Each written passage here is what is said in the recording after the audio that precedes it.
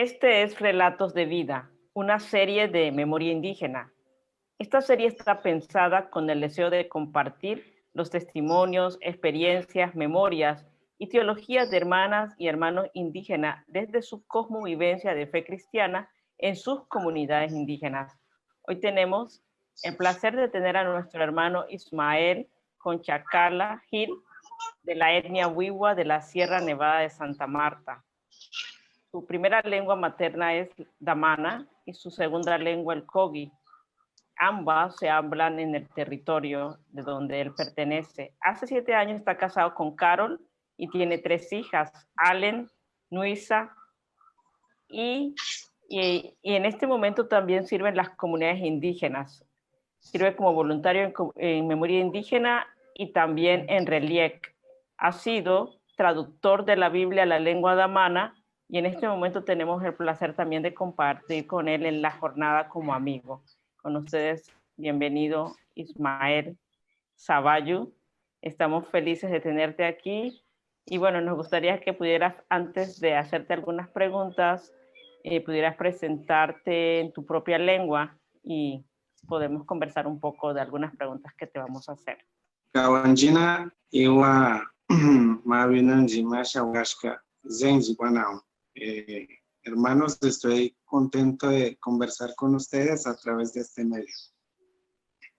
Muchas gracias, Ismael. Es una alegría poder escuchar y aprender de ti y también de tu experiencia como caminante y seguidor de Jesús, pero también reconociendo nuestra identidad como parte de alguna comunidad indígena.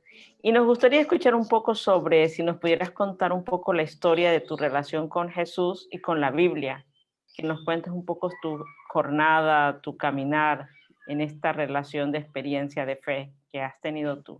Sí, bueno, muchas gracias por la invitación. Mi relación ha tenido diferentes momentos, diría yo. Creo que inicialmente comencé a vivir entre los Kogi a la edad de 4 o 5 años en una comunidad distinta a la mía. Y estando allí, mi cuñada, que pues hoy en día es mi mamá, para nosotros pues es la madre quien se hace cargo de la crianza y de los valores. Entonces ella empezó a hacernos relato, a leernos en Kogi, y por eso fue que aprendí también. También recuerdo que a veces nos llevaba a algunos espacios de los Kogis donde cantaban y hacían lecturas bíblicas. Y allí tal vez no tenía como una idea de esto de tener un Dios o tener una visión de Jesús como una deidad.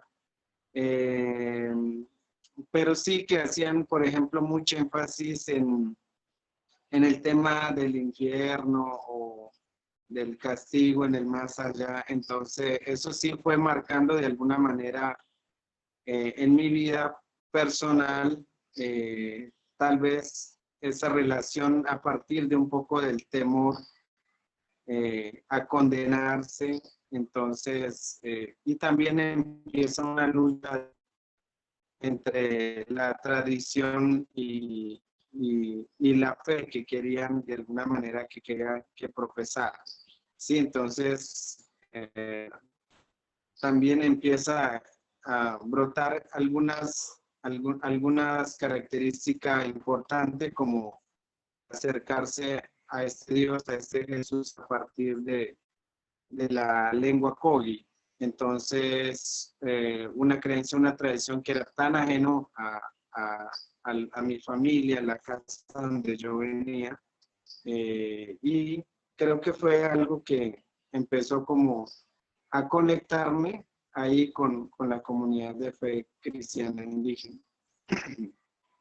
Muchas gracias por compartir este testimonio de tu experiencia desde la niñez, como también la riqueza de aprender el Kogi. Creo que te permite tener una relación cercana y profunda con las y los hermanos Kogis. Entonces, creo que esta experiencia que nos cuentas que ayuda un poco a tener como un entendimiento de quién eres y cómo has caminado en medio de tu comunidad. Y frente a lo que nos cuentas, me gustaría también poder saber un poco más cómo fue tu experiencia con tu primer acercamiento, por ejemplo, con la Biblia. ¿Cuál ha sido tu experiencia en ese acercamiento de leer la Biblia? ¿Qué valores has encontrado allí que se pueden asemejar mucho a los valores de tu comunidad? Sí, como dije, el primer acercamiento siempre fueron a través de las cartillas que los Kogis elaboraban para enseñar a los niños, a los que apenas están conociendo la fe. Entonces, esas cartillas pues siempre fueron llamativas para mí porque estaban ilustradas, porque se podía colorear y además como me enseñaban en el colegio Kogi, entonces comencé a leer las literaturas que ellos producían. Eh, pero con el tiempo yo volví nuevamente a la casa de mis padres y en mi casa, la casa de mis padres, se profesa pues la espiritualidad Wiwa.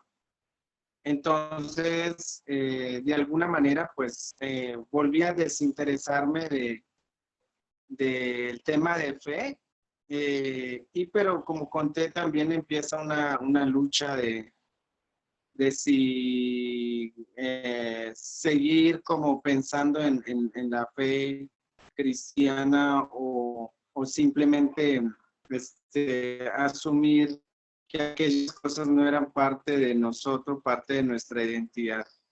Sobre todo porque por parte de mi familia ha habido líderes que pues han estado en oposición al tema de la fe. Pero luego nuevamente, pues ya crezco y tengo que enfrentarme a diferentes situaciones de adulta en la comunidad, de asumir responsabilidad en la comunidad, de asumir la espiritualidad indígena en la comunidad.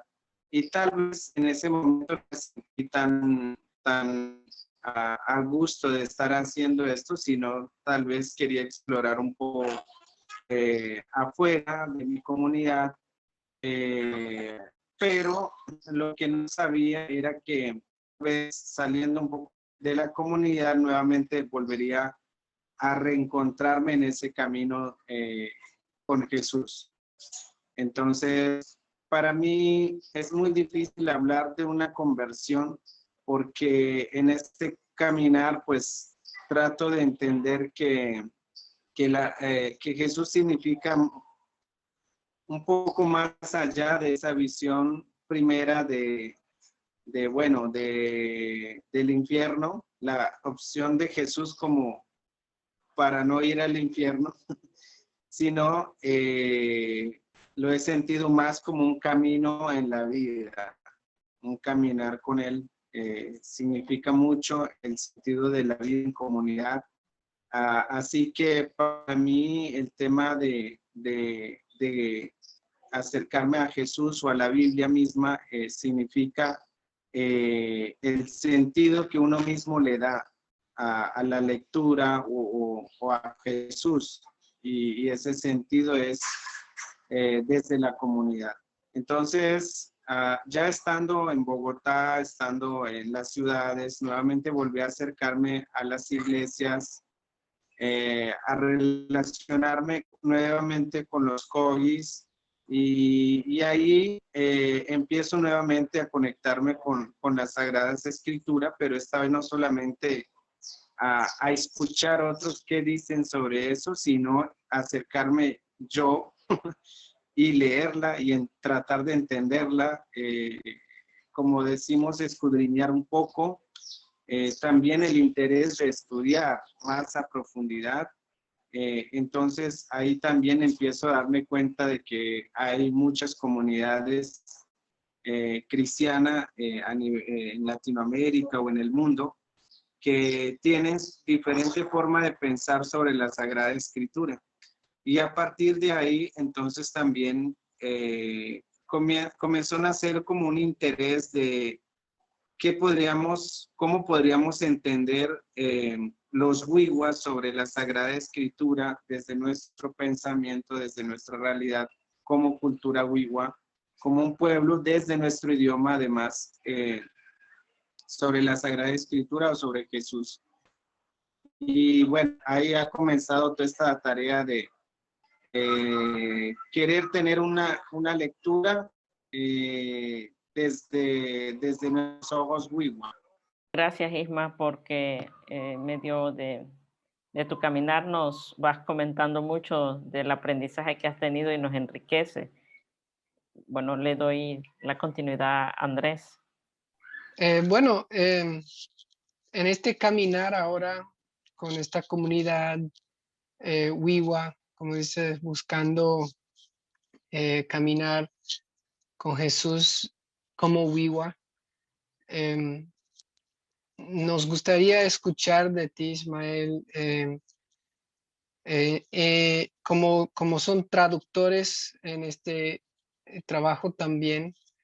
Me gustaría saber un poco de cómo ves tú la relación entre el Evangelio, la traducción bíblica, pero más que todo el mensaje del Evangelio de Jesús y la restauración o revalorización de la lengua damana, de la cultura wiwa, ¿dónde ves?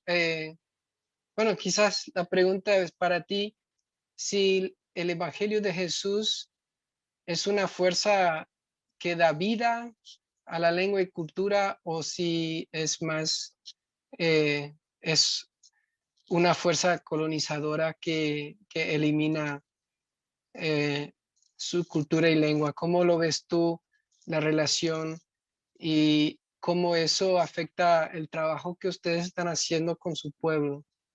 Bueno, sí, realmente creo que como yo siendo parte de la comunidad de la Casa Wiwa, y que en la casa, los que hacemos parte de la Casa Wiwa, no todos son creyentes, sino hay muchas personas, hay jóvenes que están ahí, pero no profesan, digamos, la fe cristiana. Con ellos hemos tratado de analizar un poco el panorama o la situación que se tiene sobre el evangelio o la fe o el cristianismo o la Biblia en la sierra. Ese imaginario que se tiene, la mayoría son imaginarios bastante negativos.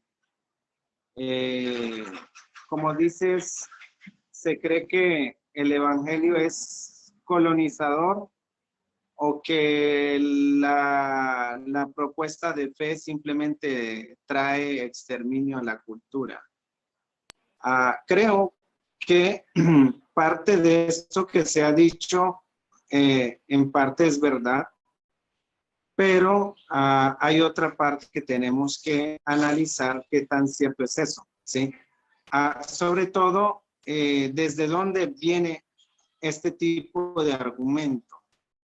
Si es de la misma comunidad o a veces son ideas que lo refuerzan desde la ciencia o desde la academia, desde personas externas. Porque muchas veces se ahonda este tipo de discurso que entre comunidades, entre nosotros en la sierra, los que vivimos ahí día a día, con las cosas cotidianas, en los afanes de la vida, no tenemos otra opción que creer a Dios o creer en nuestra ancestralidad o acudir a una persona, a un mago que es un líder espiritual.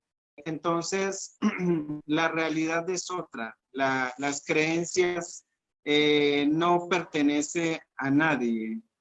Las creencias son libres y son como el viento porque es la vida misma. Es vida como el viento. Entonces, impregna a cualquier ser humano, a cualquier comunidad, a cualquier grupo. Por eso, los que vivimos adentro de la sierra, sabemos que estamos inmersos en esa realidad donde la situación nos lleva a tener una creencia, creer en Jesús, creer en Dios. Podría decir creer desde algunas expresiones católicas, de creer en María, creer en Madre Tierra. Entonces, a veces no es tan como muchos de estos argumentos que simplemente dicen que el cristianismo extermina la cultura. Y claro, en parte se dice esto porque históricamente ha sido así. Históricamente la evangelización, la misión ha sido muy colonizadora y su intento de fundar iglesia ha sido muy repetitivo en sus formas, en sus lógicas, en sus conceptos, en su estructura, y muchas veces no toma en cuenta la realidad de los pueblos indígenas desde sus voces. En ese sentido, sí, sí ha sido, como dicen, pero precisamente uno de los retos que tenemos como Wiwa y como creyentes o como seguidores de Jesús o como lectores de la Biblia es precisamente entablar una relación, pero también de cuenta las acciones significativas para la comunidad. Una de esas acciones para nosotros significativa es el trabajar por el tema de la lengua, porque desde la fe se siente la necesidad que la palabra de Dios se debe leer en nuestro idioma. Si lo leemos en español, pues lo vamos a sentir como ajeno, como distante, como una voz que no nos habla a nosotros. Pero ya el hecho de leer en nuestro idioma ya es una voz que nos habla. Entonces, mira que a partir de esta búsqueda, hemos concluido que para nosotros la Biblia es una mujer, es una anciana que nos habla a nosotros, es una anciana que da consejo, que cuenta historia, que ella está ahí. Entonces, en ese sentido, no amenaza nuestra visión cultural, no amenaza nuestra cosmogonía, no amenaza nuestra comunidad, todo lo contrario, la fortalece, porque también la Biblia se transforma, el mensaje se transforma de acuerdo a nuestra visión y de acuerdo a nuestros valores. Entonces, la traducción de la Biblia ha sido muy interesante porque también en ese ejercicio de la traducción nos da la oportunidad de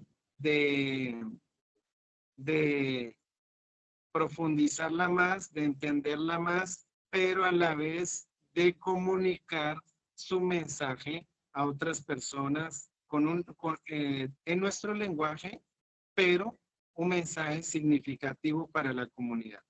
Y ese mensaje significativo precisamente es un mensaje que lleva un tono reconciliador, un tono donde reconoce precisamente que esta espiritualidad cristiana, indígena, pues nos abarca y estamos inmersos en ella.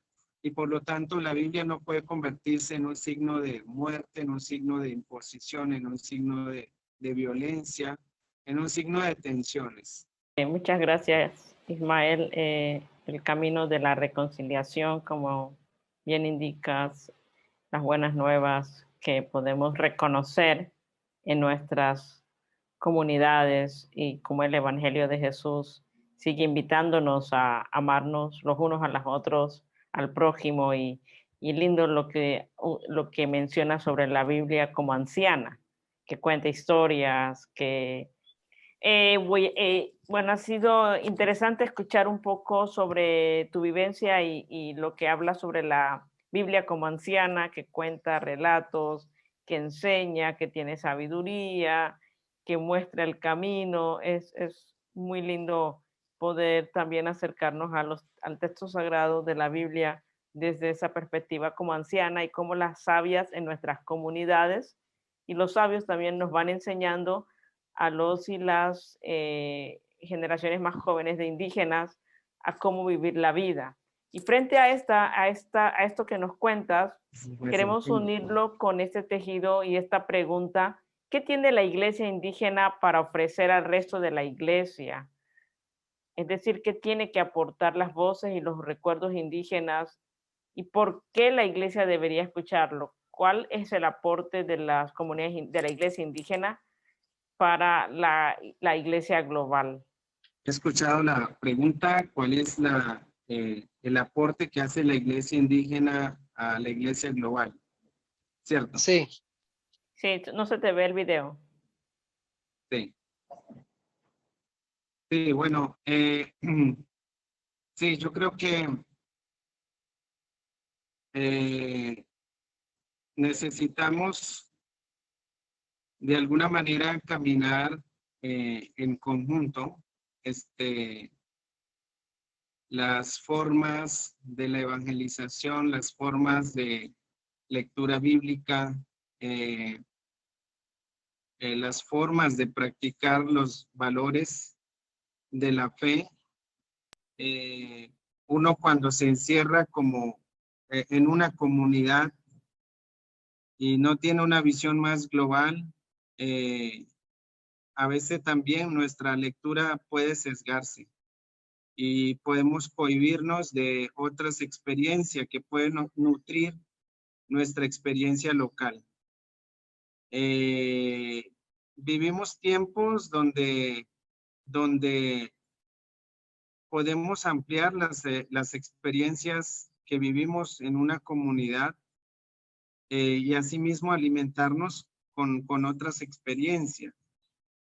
Creo que como cristianos o como seguidores de Jesús, no hemos sido de testimonio, de estar unidos, de caminar juntos, de luchar contra cosas que a lo mejor no está bien, pero que desde la iglesia o desde el seguimiento podemos incidir. Pero precisamente no es lo que promulgamos como comunidades cristianas en el mundo, sino lo que se promulga es como un espíritu de competencia, como un espíritu de bueno, el que pueda abarcar más. Entre iglesia no hay un acuerdo, no hay una unidad, y eso de alguna manera vemos cómo afecta en los espacios locales, en nuestras comunidades, porque la situación de la iglesia a nivel global sí afecta a nuestros sitios de territorio. Muchas veces en nuestro territorio llegan muchas denominaciones y muchas de nuestras autoridades y comunidades no saben por qué llega una denominación o por qué un grupo de cristianos llega y desautoriza o desacredita a otros. Y dicen, y se supone que todos leen la misma Biblia, creen el mismo Jesús, creen el mismo Dios, pero ¿cómo es que cada uno dice tener la verdad?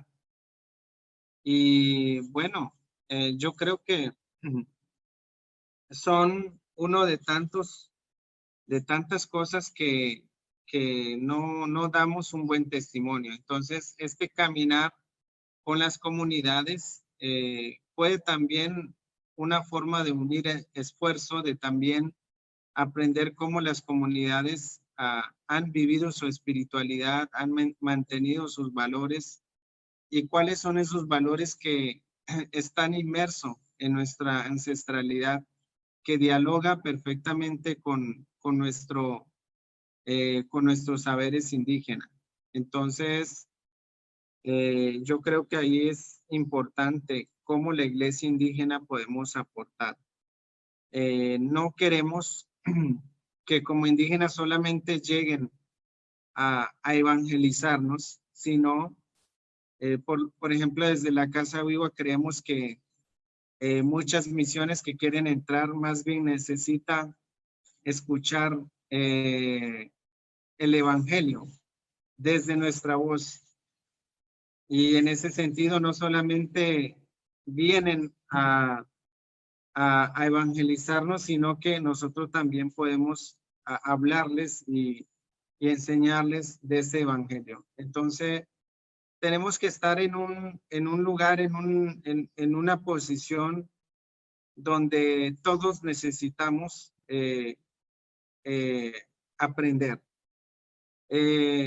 Una de nuestra experiencia con la traducción de Lucas fue precisamente eso, buscar entender este texto desde nuestros márgenes como indígenas y empezar a identificar a nuestra comunidad en esos relatos, empezar a vernos reflejado ahí, ¿sí? Y no solamente nosotros abrazar una postura dogmática que muchas veces la iglesia evangélica nos quiere imponer, sino cómo ese texto dialoga con nuestro saber ancestral. Entonces, ellos identificaban, pues algunos jóvenes leyendo Lucas identificaban que nuestros mayores hablan de Shama. Shama son como historias o relatos ancestrales que tienen una finalidad espiritual, pero tiene una intención de comunicar o educar a la comunidad. Entonces, son semejantes a las parábolas. Eso significa que en nuestros pueblos, aunque no hayamos tenido la Biblia impresa, el Espíritu de Dios, el Espíritu de vida, siempre ha estado ahí, acompañándonos, enseñándonos a partir de nuestros relatos, a partir de nuestros saberes ancestrales. He hecho la traducción de Hechos y Génesis. Hechos nos ha llevado más bien como pensar por qué hay esta idea de que tenemos que pelear o tenemos que discutir o desacreditar otra creencia, ¿sí? En el entorno de la sierra, para muchos ser cristiano es alguien que ya es incorrecto, ya no es indígena, ya es alguien que, como dicen acá, se quiso civilizar.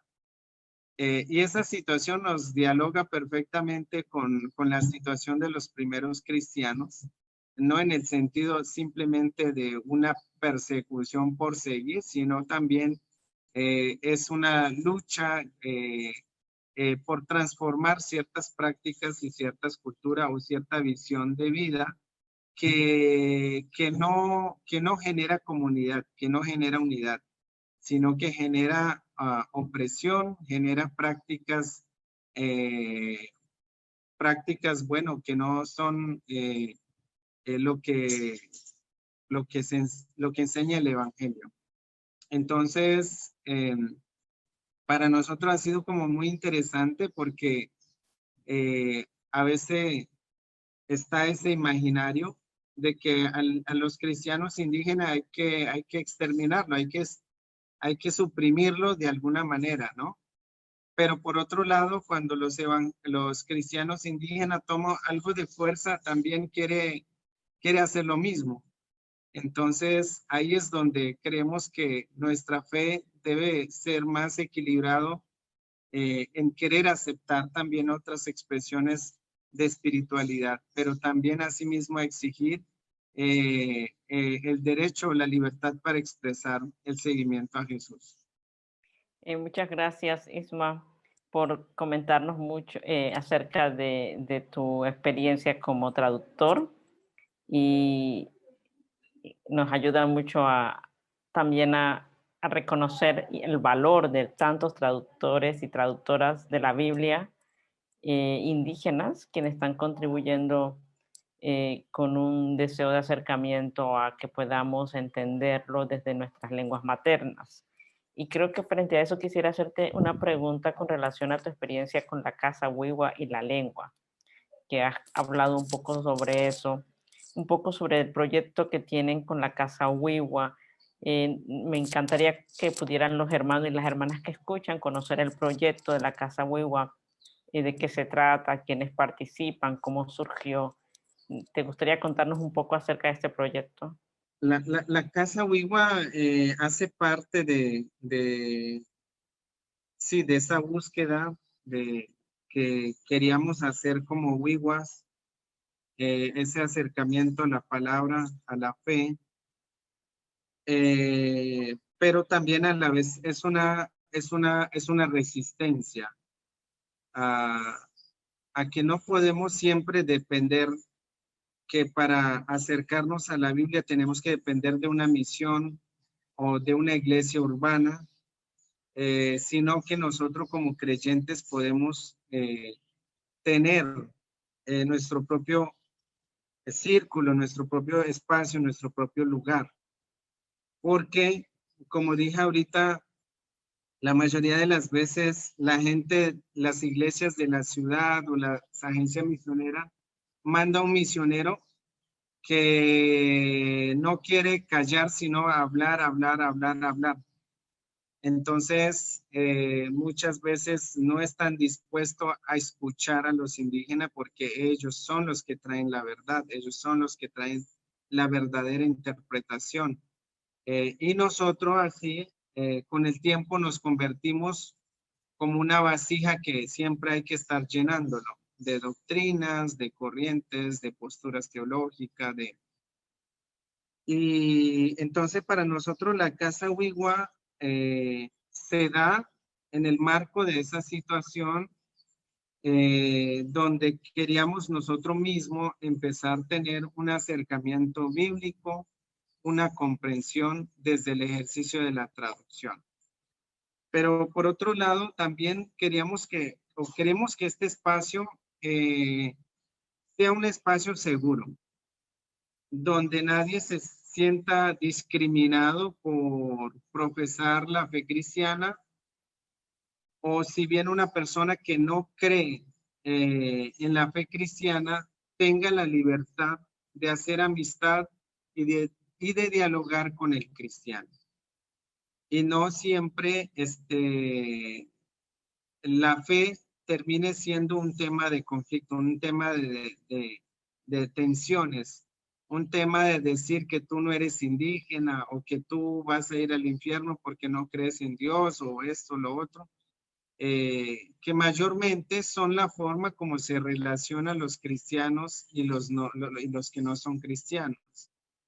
En el fondo creemos que a pesar de la diferencia en el plano espiritual, podemos hacer cosas que es de interés común. Y en ese sentido, para nosotros, el interés por no dejar morir la lengua damana, viendo cómo nuestros jóvenes, nuestras niñas, no quieren hablar el idioma porque les da pena hablar el idioma indígena. Desde luego hay un peso de colonización, hay un peso histórico, y muchos jóvenes les da pena hablarlo.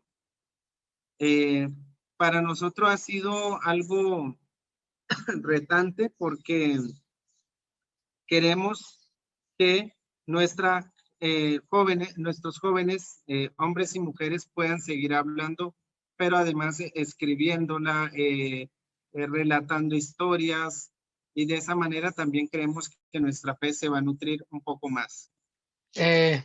Bueno, muchísimas gracias. Zavallo, Ismael, por todo lo que has compartido con nosotros, todo lo que has mostrado de tu realidad, el conocimiento, la experiencia que has compartido.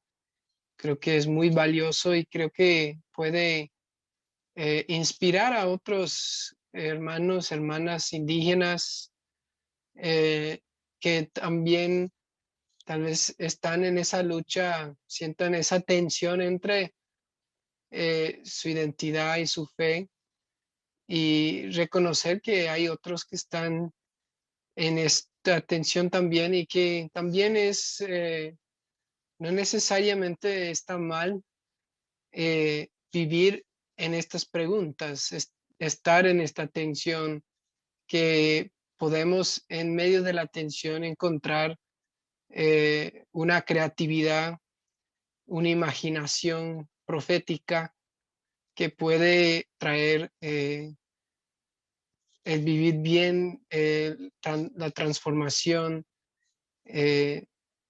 a nuestras comunidades, y la revalorización de nuestras lenguas y tradiciones. Y creo que hay mucha riqueza ahí y mucho más que podríamos conversar, y seguramente en otro momento nos gustaría tener a otros miembros de la Casa Viva también aquí para compartir con nosotros de sus vidas y sus trayectorias también. Muchísimas gracias. Y bueno, esto ha sido otro episodio de Relatos de Vida, una serie de memoria indígena que busca escuchar y dialogar con hermanas y hermanos indígenas para que la Iglesia global puede seguir enriqueciéndose del mover del Espíritu de Dios en los pueblos de Abya Yala. Y les invitamos a escuchar a los otros episodios y compartirlos, y así promover estos espacios y voces y memorias indígenas en la iglesia hoy, y, y seguir conversando en sus comunidades, en sus iglesias donde se encuentran. Y si quieren pueden contactarse con nosotros también, Memoria Indígena, y podemos seguir conversando, dialogando juntos y juntas. Muchísimas gracias, Ismael, por acompañarnos en estos momentos y conversar.